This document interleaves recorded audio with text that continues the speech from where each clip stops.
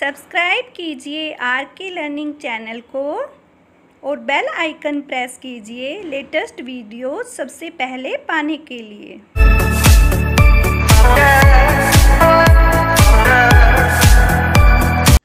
Hello friends, welcome to R K learning academy.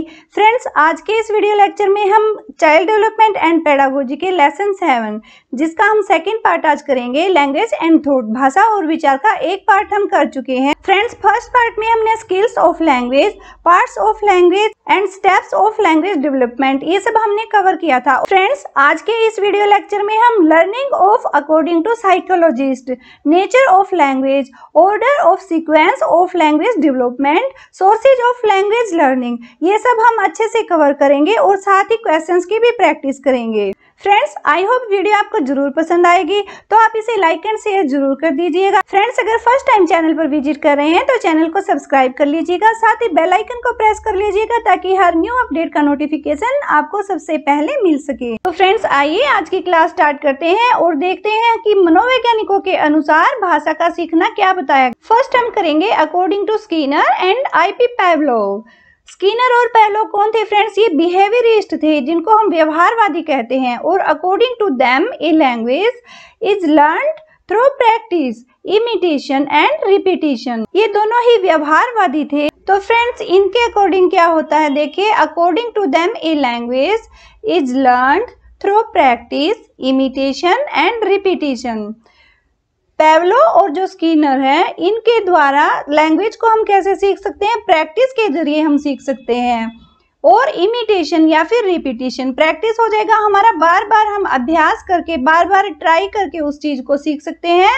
Imitation होता है नकल करना, ठीक है, किसी चीज का अनुकरण करना। एंड रिपीटिशन आपका हो जाएगा किसी चीज को रटना, मतलब बार बार उसी चीज को दोहराते रहना। तो इनके अनुसार भाषा का विकास अभ्यास, नकल व रटने से होता है। ये कौन थे दोनों? व्यवहारवादी। व्यवहारवादी जो दृष्टिकोण है, उस दृष्टिकोण से भाषा का विकास अभ्यास करने से, नकल करने से और रटने से होता है। और इनका मानना था कि यदि बच्चा भाषा को सीखने का बार बार प्रयास करेगा, उसका अभ्यास करेगा या अनुकरण करेगा, इमिटेशन करेगा, तो भाषा को वो जल्दी सीख सकता है। Learning a language by repeating and imitating A teachers spoken words is called imitation approach. देखिए फ्रेंड्स, जब हम छोटी क्लास में होते थे तो हमारे टीचर अक्सर क्या करते थे, कोई एक सेंटेंस बोलते थे और उनके पीछे पीछे ही हमें वो सेंटेंस भी उनके साथ बोलना होता था। तो ये हमारी अनुकरण विधि कहलाती है, इसी को हम इमिटेशन कहते हैं और इसके जरिए बच्चा लैंग्वेज को सीख सकता है। स्किनर और पैवलोव ने भी यही माना है कि अनुकरण विधि के द्वारा बच्चे की लैंग्वेज का डेवलपमेंट होता है। तो बिहेवियरिस्ट हैं फ्रेंड्स, उनके अकॉर्डिंग बालक का माइंड एक ब्लैंक स्लेट है, एक कोरी स्लेट उन्होंने इसको माना है, बच्चे के दिमाग को, मस्तिष्क को।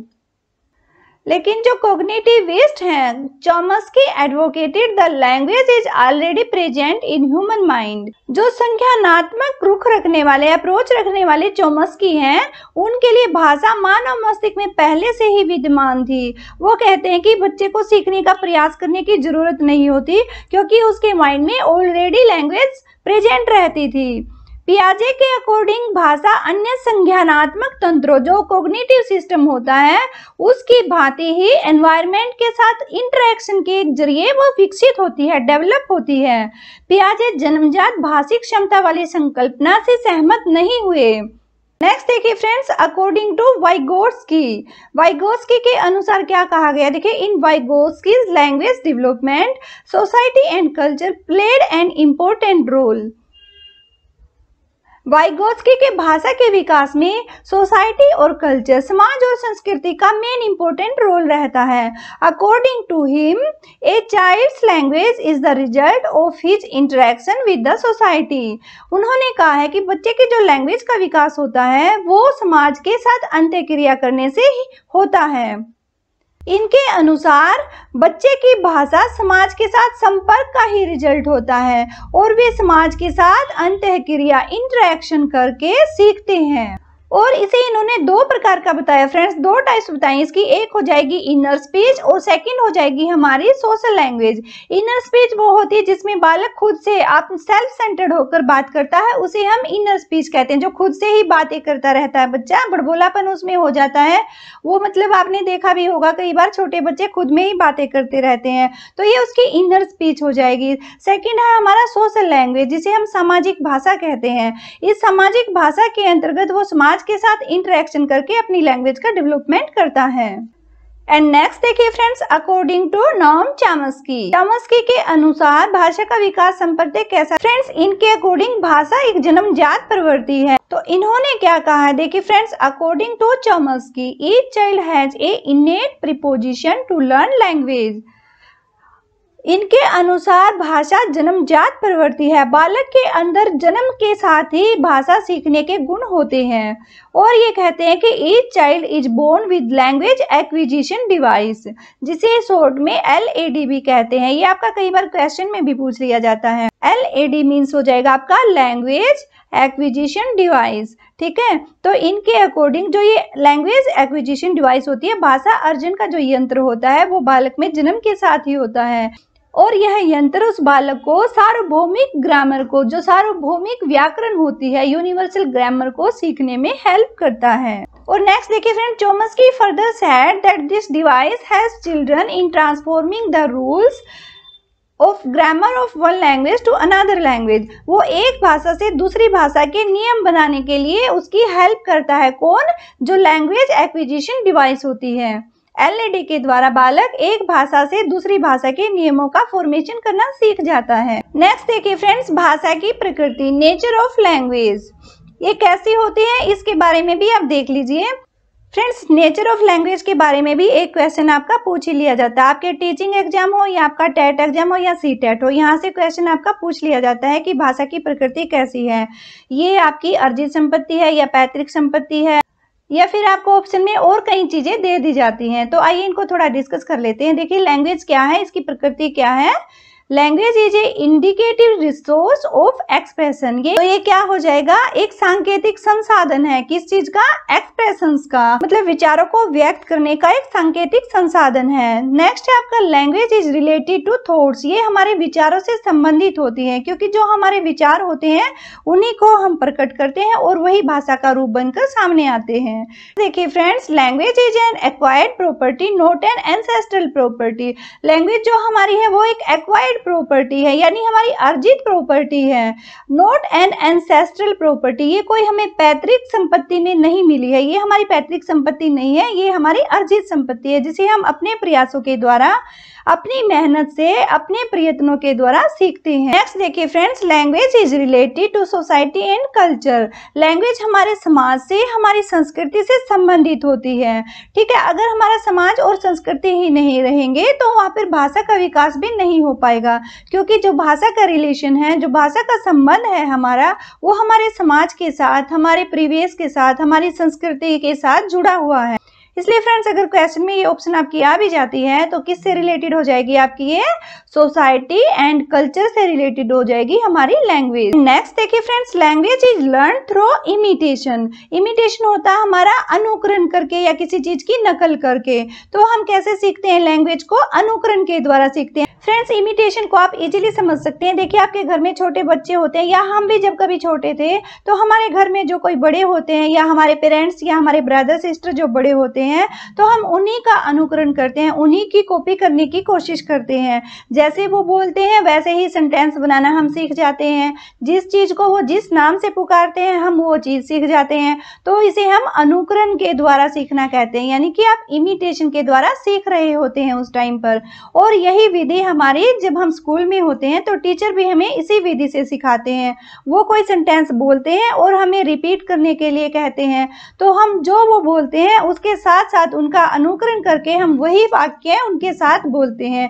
तो ये भी हमारा अनुकरण विधि में आ जाता है। तो हम अनुकरण के द्वारा लैंग्वेज को सीखते हैं। इसलिए हमारा ये पॉइंट यहाँ पर इंपॉर्टेंट पॉइंट है कि किस विधि से हम भाषा को सीखते हैं। अनुकरण की विधि के द्वारा हम लैंग्वेज को लर्न करते हैं। नेक्स्ट देखिए friends, language is a dynamic and changeable process. Language जो है, भाषा हमारी गतिशील, डायनामिक क्या होता है, गतिशील, और चेंजेबल होता है परिवर्तनशील। ठीक है, ये गतिशील भी है और परिवर्तनशील भी है। और फ्रेंड्स इसकी खास बात क्या है कि ये डायनामिक होती है, ये रुकती नहीं है कभी, डायनामिक स्वरूप होता है भाषा का। और इसे डायनामिक क्यों कहा गया है, देखिए अगर भाषा का स्वरूप ठहर जाता है, समाज में हम सिर्फ एक ही भाषा के एक ही शब्द यूज करते रहते हैं, तो सोसाइटी में भाषा का जो अस्तित्व है, एग्जिस्टेंस है, वो वहां पर उसकी इंपॉर्टेंस घट जाएगी।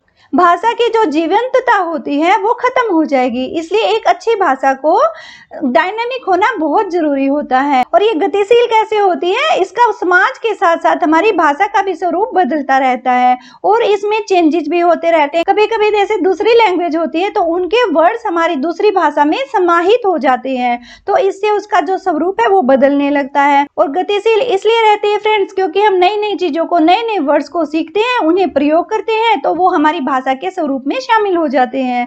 ठीक है, तो ये गतिशील भी है और परिवर्तनशील भी है।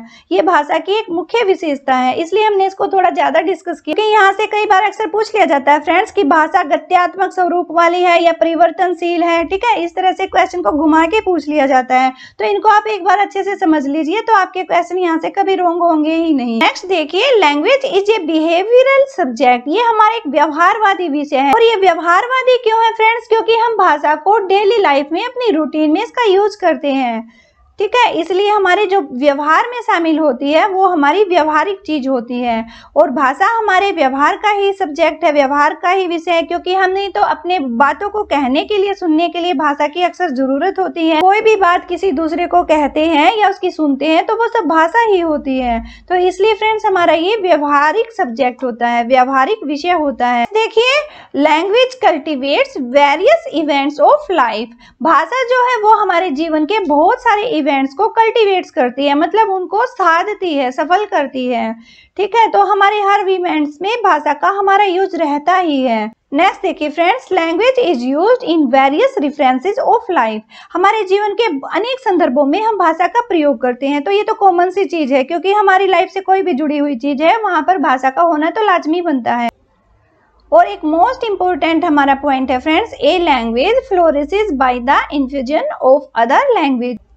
ये फ्लोरिशेस कैसे होती है फ्रेंड्स, इसके बारे में यहाँ बताया गया है कि भाषा जब एक दूसरे के संपर्क में होती है, एक दूसरे के साथ भाषा का सानिध्य होता है, उसकी इंटरेक्शन होती है, तो इसका फ्लोरिशमेंट होता है। कब होता है ये, जब एक भाषा दूसरी भाषा के साथ इंटरेक्ट होती है। तो फ्रेंड्स इस तरह से हमारे नेचर ऑफ लैंग्वेज के हमने सारे पॉइंट मेन सब यहाँ पर डिस्कस कर लिए हैं। नेक्स्ट देखिए फ्रेंड्स, भाषा विकास का क्रम, order of sequence of language development. Language development का जो ऑर्डर होता है, जो सीक्वेंस होता है, वो कौन सा है, कैसे होता है, ये हमें जानना है।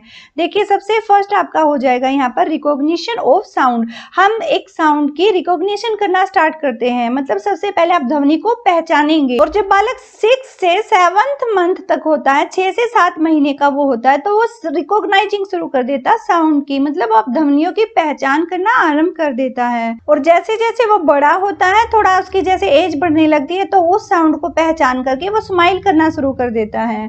ठीक है, ये हमारा हो गया रिकॉग्निशन ऑफ साउंड। तो इसी तरह से फ्रेंड्स आगे वो प्रोडक्शन करना सीख जाता है साउंड का। ठीक है, ध्वनि का जो निर्माण करना उसे आ जाएगा जैसे जैसे उसकी एज बढ़ने लगती है। और 3rd नंबर पर वर्ड्स एंड सेंटेंस का प्रोडक्शन सीख जाता है, मतलब शब्दों का, वाक्यों का वो निर्माण करने लग जाता है। धीरे धीरे छोटे छोटे वर्ड्स बनाएगा, छोटे छोटे सेंटेंस बनाएगा। तो इस तरह से एक बालक की लैंग्वेज की लर्निंग स्टार्ट हो जाती है। सबसे पहले उसने क्या किया, ध्वनि को पहचाना। फिर ध्वनि के पहचानने के बाद उसने जैसे वो सोसाइटी में या अपनी फैमिली में सबको पहचानने लग जाता है। उसके बाद उसने साउंड की प्रोडक्शन स्टार्ट कर दी, ध्वनि का जो निर्माण है वो उसने सीख लिया। उसके बाद फिर वो शब्दों का और वाक्यों का निर्माण करने लग जाता है, वो मतलब छोटा छोटा भाषा सीखने लग जाता है। और जब 4 साल की एज तक बच्चा पहुंच जाता है, 3 से 4 ईयर की एज में वो यूज ऑफ रिटन लैंग्वेज ये इसका स्टार्ट हो जाता है। मतलब वो अपनी बातों को, अपने शब्दों को लिखकर प्रयोग करना सीख जाता है। तो फ्रेंड्स इस तरह से ये हमारा order of sequence of language development हो जाएगा। नेक्स्ट देखिए फ्रेंड्स, भाषा सीखने के साधन, सोर्सेज ऑफ लैंग्वेज लर्निंग, ये कौन कौन से हो जाएंगे हमारे। देखिए फर्स्ट है इमिटेशन, जिसे हम कहते हैं अनुकरण करना या नकल करना। Imitation is considered to be the best source of learning language. अनुकरण विधि को या अनुकरण करना या किसी की नकल करके जब बालक सीखता है उसे बेस्ट वे माना जाता है, बेस्ट सोर्स माना जाता है किसी लैंग्वेज को लर्न करने के लिए। अंडर इमिटेशन, इसके अंतर्गत क्या होता है, देखिए the child learns to copy imitate adults. बच्चा अपने से बड़ों की कॉपी करना सीखता है या उसकी नकल करना सीखता है। मतलब फ्रेंड्स बालक अपनी फैमिली मेंबर्स का, जो से एल्डर होते, जो बड़े होते हैं, उनका अनुकरण करके ही अपनी लैंग्वेज को डेवलप करता है। क्योंकि जो उसके पेरेंट्स उसको बोलना सिखाते हैं या फिर जो वो आपस में बातें करते हैं फैमिली मेंबर्स, उनको देख देख कर, सुन सुन कर वो बच्चा भाषा सीख जाता है। ठीक है, इस तरह से उसका लैंग्वेज का डेवलप हो जाता है। देखिए यहाँ पर आगे कहा भी गया friends, the way the members of the child family speak he tries to speak in similar वे।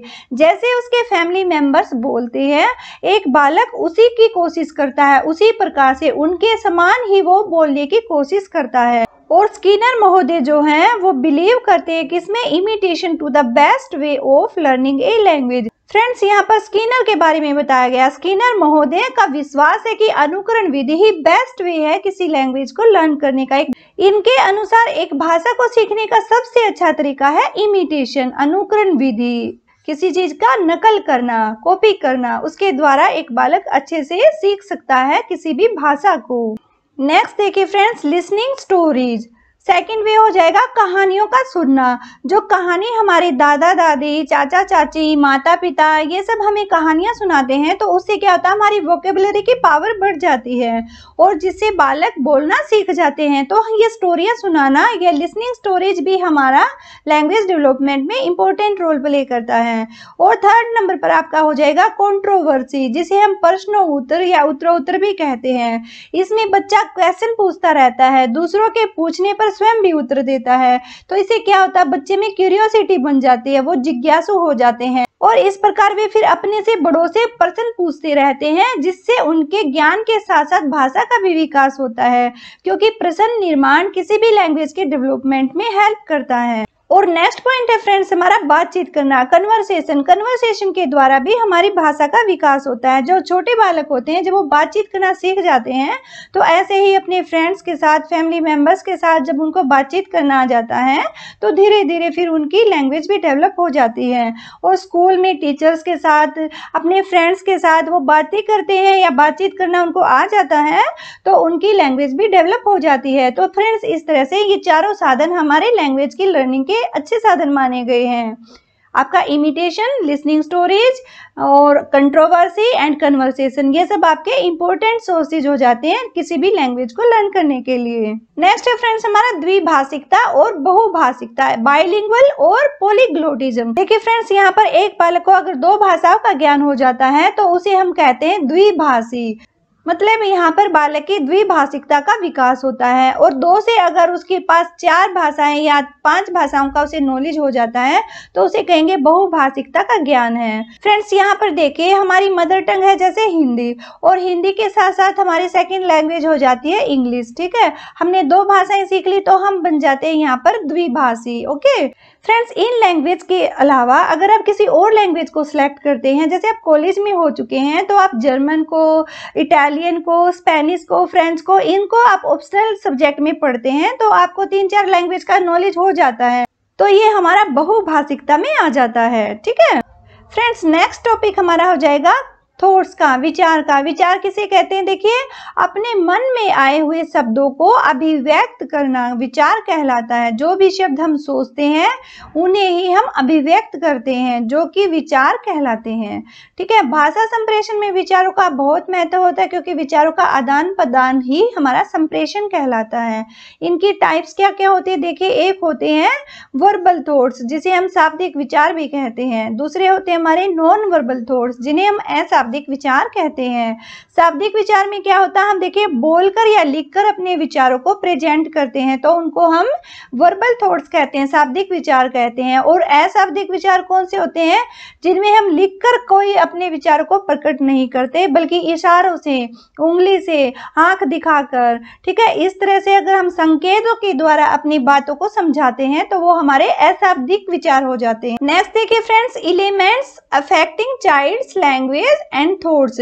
हमें वो तत्व बताने हैं कौन कौन से हैं जो बालक के भाषा और उसके विचारों को इफेक्ट करते हैं, प्रभावित करते हैं। तो इसमें कौन कौन से ऐसे तत्व है जो बालक के भाषा और विचार को प्रभावित करते हैं। फ्रेंड्स देखिए, हमारा इंटेलिजेंस हो जाएगा, यानी बालक का जो IQ है वो भी मेन इंपॉर्टेंट रोल प्ले करता है उसके लैंग्वेज को लर्न करने में। The child with low IQ has low language development as well. Similarly a child with high IQ level has a high rate of language development. तो जिस बालक का IQ लो होता है, उसका लेवल कम होता है, तो उसका लैंग्वेज का डेवलपमेंट भी कम होता है। और जिस बालक का IQ लेवल हाई होता है तो उसका जो लैंग्वेज का डेवलपमेंट है वो भी उच्च स्तर का होता है, हाई लेवल का होता है। इसी प्रकार से सेकंड नंबर पर हमारा आ जाएगा हेल्थ। हेल्थ भी हमारी लैंग्वेज को लर्न करने में एक इम्पोर्टेंट रोल प्ले करती है, क्योंकि देखिए बच्चा अगर हेल्थी रहता है, शरीर से वह स्वस्थ है, तभी वह फिट होकर ही किसी काम को अच्छे से कर पाता है। अगर बालक बीमार रहता है तो उसकी जो इंद्रियां होती हैं, उसकी सेंसेस होती हैं, उनका भी डेवलपमेंट नहीं हो पाता है। फ्रेंड्स यहाँ पर ये क्लियर हो गया कि लर्निंग रेट है जो बच्चे का वो लेस होता है जब उसकी हेल्थ पुअर होती है। अगर वो शारीरिक रूप से स्वस्थ नहीं है तो वो मेंटली भी स्वस्थ नहीं होता। अगर वो मेंटली स्वस्थ नहीं है तो फिर वो किसी लैंग्वेज को लर्न करने के लिए दिमाग को कैसे लगा पाएगा। तो सिंपल है फ्रेंड्स, किसी लैंग्वेज को अच्छे से सीखने के लिए बच्चे का स्वस्थ होना भी जरूरी हो। ये भी एक इम्पोर्टेंट एलिमेंट्स है जो उसके लैंग्वेज को अफेक्टेड करता है, जो उसके थॉट्स को अफेक्टेड करता है। थर्ड नंबर पर आपका हो जाएगा स्कूल। स्कूल में भी बालक के विचारों में भी विकास होता है और उसकी लैंग्वेज में भी विकास होता है, क्योंकि स्कूल में वह अपनी औपचारिक और अनौपचारिक दोनों ही लैंग्वेज का यूज करना सीख जाता है। अपने फ्रेंड्स के साथ बोलेगा, अपने टीचर्स के साथ फॉर्मली बात करेगा, तो यहाँ पर उसकी लैंग्वेज का डेवलपमेंट हो जाता है। और फोर्थ नंबर पर फ्रेंड्स आता है आपका सोशियो एंड इकोनॉमिक कंडीशन, जो आपकी सामाजिक और आर्थिक स्थिति होती है बालक के भाषा के और विचारों के विकास में वो भी प्रभाव डालती है। अगर एक हाई फाई सोसाइटी का बालक है, सोशली भी वो हाई लेवल का है, इकोनॉमिकली भी उसकी कंडीशन बहुत अच्छी है, फ्रेंड्स उस बच्चे की जो लैंग्वेज की ग्रोथ रेट होती है वह हाई होती है, ठीक है। इसी प्रकार से अगर कोई दूसरा बालक है, उसकी मतलब सामाजिक और आर्थिक दोनों ही स्तर से वो निम्न स्तर का है, मतलब आप लगा लीजिए स्लम एरिया का कोई बच्चा है, क्योंकि उसको पोषण भी अच्छा नहीं मिल पाता, समाज में उसकी, सोसाइटी में उसकी रेपुटेशन भी इतनी अच्छी नहीं है, एंड इकोनॉमिकली भी वो इतना डेवलप नहीं है। तो फ्रेंड्स यहाँ पर उसकी लैंग्वेज का जो लर्निंग का रेट है वो डाउन हो जाएगा, ठीक है। तो फ्रेंड्स इस प्रकार से हमारी सामाजिक और आर्थिक स्थिति भी भाषा और विचारों के विकास में बहुत महत्वपूर्ण प्रभाव डालती है। तो फ्रेंड्स लैंग्वेज एंड थॉट से रिलेटेड हमने सारे इंपॉर्टेंट मेन पॉइंट्स यहाँ पर डिस्कस कर लिए हैं। आइए अब क्वेश्चंस को देख लेते हैं, ताकि प्रैक्टिस करने से आपको ये भी श्योर हो जाएगा कि थ्योरी आपकी कितनी क्लियर हुई है। तो ये फ्रेंड्स क्वेश्चंस को देख लेते हैं। फ्रेंड्स ये क्वेश्चन आपके प्रीवियस ईयर में पूछे गए इंपॉर्टेंट क्वेश्चंस हैं जो अक्सर आपके रिपीट होते रहते हैं। अगर आप किसी एग्जाम की प्रिपरेशन कर रहे हैं तो सबसे पहले उसका 10 ईयर जरूर प्रैक्टिस कीजिएगा, क्योंकि आपके मोस्टली क्वेश्चंस वहीं से रिपीट होते रहते हैं। ये आपको एक मैं टिप्स दे रही हूँ जिससे कि आप किसी भी एग्जाम को अच्छे से क्रैक कर सकते हैं। तो हमारी सही ऑप्शन हो जाएगी जीन पियाजे। ऑप्शन ए हमारी यहाँ करेक्ट हो जाएगी। विचार न केवल भाषा को निर्धारित करते हैं बल्कि उसे आगे भी बढ़ाते हैं, यह विचार जीन पियाजे ने रखा था। नेक्स्ट क्वेश्चन देखते हैं। फ्रेंड्स हम यहाँ पर इंपॉर्टेंट क्वेश्चंस को ही ले रहे हैं, इसलिए आपको बस एक बार प्रैक्टिस हो जाएगी कि आपने थ्योरी सेक्शन कितना अच्छे से किया है, ठीक है। देखिए, what kind of errors is common between a learner who is learning his mother tongue and the learner who learns the same language as a second language। आपको बताना क्या है यहाँ पर। देखिए, एक बच्चा जो अपनी मातृभाषा सीख रहा है, वह दूसरा बच्चा वही भाषा सेकंड लैंग्वेज के रूप में, द्वितीय भाषा के रूप में उसे लर्न कर रहा है, सीख रहा है। तो दोनों निम्नलिखित में से कौन सी समान प्रकार की त्रुटि कर सकते हैं। तो आपको बताना क्या है कि उन दोनों में कॉमन एरर क्या रहेगा, मतलब उन दोनों में एक ही तरह की मिस्टेक करने की जो गुंजाइश है वो कौन सी है। तो फ्रेंड्स यहाँ देखिए हमारी ऑप्शन सी करेक्ट हो जाएगी, डेवलपमेंटल, यानी जो विकासात्मक त्रुटि है वो उन दोनों में सेम रहेगी। नेक्स्ट क्वेश्चन देखिए friends, stuttering problems in students can be dealt by applying which of the following methods. निम्नलिखित में से कौन सी पद्धति का उपयोग करते हुए हकलाने की समस्या से निपटा जा सकता है। तो आपने देखा होगा कुछ बच्चे अटक अटक कर बोलते हैं, तो ये एक प्रॉब्लम होती है जिसे हम स्टटरिंग प्रॉब्लम कहते हैं। ठीक है फ्रेंड्स, और आपको बताना क्या है कि कौन सी पद्धति है, कौन सा मेथड है जिसका उपयोग करके हम इस हकलाने की समस्या से निपट सकते हैं। तो फ्रेंड्स ऑप्शंस देखिए, हमारी ए हो जाएगी डिक्टेटिव स्पीच, सेकंड है हमारी प्रोलॉन्ग्ड स्पीच, ऑप्शन सी है हमारी प्रैग्मेटिक स्पीच, ऑप्शन डी है हमारी प्रोट्रैक्टेड स्पीच। तो एक हमारी हो गई अनुश्रुत वाक्य, दूसरी हमारी हो गई प्रवर्धित वाक्य, तीसरी हमारी होगी परिणामकारी वाक्य एंड फोर्थ ऑप्शन हमारी हो गई लंबित वाक्य। तो फ्रेंड्स हमारी ऑप्शन बी यहाँ पर करेक्ट हो जाएगी, प्रोलॉन्ग्ड स्पीच, जो हमारी प्रवर्धित वाक्य होती है। तो फ्रेंड्स प्रोलॉन्ग्ड स्पीच के द्वारा, प्रवर्धित वाक्य के द्वारा इस हकलाने वाली स्टटरिंग प्रॉब्लम से सुलटा जा सकता है, इसे निपटा जा सकता है। ओके फ्रेंड्स, तो हमारा चैप्टर 7 आज कंप्लीट होता है, लैंग्वेज एंड थॉट्स। इसकी हमने थ्योरी एंड क्वेश्चंस की भी प्रैक्टिस कर ली है। ठीक है फ्रेंड्स, तो नेक्स्ट वीडियो में हम नेक्स्ट टॉपिक करेंगे। अगर आप लोगों को कोई स्पेशल टॉपिक चाहिए तो आप उस पर कमेंट सेक्शन में कमेंट जरूर कर दीजिएगा। फ्रेंड्स आई होप वीडियो आपको जरूर पसंद आई होगी और आपके लिए बेनिफिशियल भी रही होगी। तो आप इसे लाइक एंड शेयर जरूर कीजिएगा। अगर चैनल पर फर्स्ट टाइम विजिट कर रहे हैं तो चैनल को सब्सक्राइब कर लीजिएगा, साथ ही बेल आइकन को प्रेस कर लीजिएगा ताकि हर न्यू अपडेट का नोटिफिकेशन सबसे पहले आपको मिल सके। फ्रेंड्स आप हमें फेसबुक और इंस्टाग्राम पर भी फॉलो कर सकते हैं और हमारे टेलीग्राम चैनल को भी ज्वाइन कर सकते हैं। इन सब के लिंक आपको वीडियो के डिस्क्रिप्शन बॉक्स में प्रोवाइड करा दिए जाएंगे। ओके फ्रेंड्स, तो फिर मिलते हैं नेक्स्ट क्लास में। Thanks for watching this video.